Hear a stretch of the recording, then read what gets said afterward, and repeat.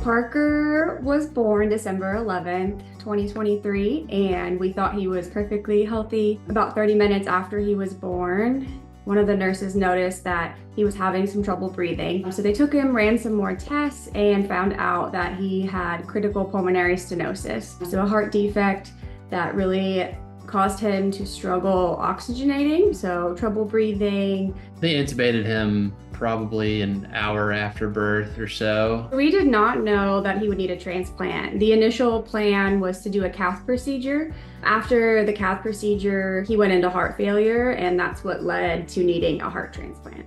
It's very difficult to find transplants because there are not enough donors in his weight and age group. So often we'll tell parents it's going to be 6 to 12 months, and we're not even sure we're going to be able to get a heart.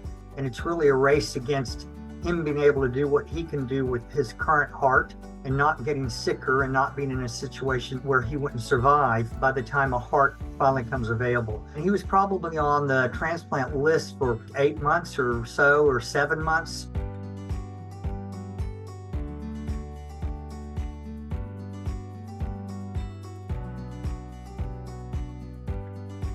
With Parker, I think everybody was on their A game. It was a big day when it happened, and we had people that came in that weren't on call, had no reason to be there except for they wanted to help and be a part of this. I look out and it's every single department, everyone that has been involved in his care, just the laundry list of people that have been there and looking around like, oh my gosh, like everyone's here for this transplant. It's a surreal experience. We're super thankful to the team at the hospital. They became our friends and family, and we wouldn't have made it without them. We're super, super thankful for them. The heart's been working great, and he's got perfect function. Who knows if he'll need another heart transplant down the road, because there's a lot of kids that don't need another heart transplant down the road. My thoughts are he should lead a fairly normal life and be a normal boy and grow up and play and have friends and do the things that normal little boys do. And he'll just be looked after here yearly to make sure everything keeps going in the right direction. We actually did a drive-by birthday parade, a little early birthday celebration.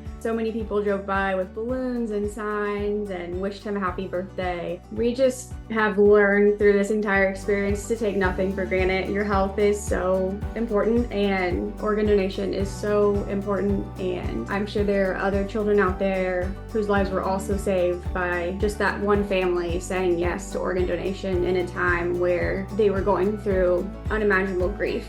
So thank you to them. We will never be able to thank you enough for saving Parker's life.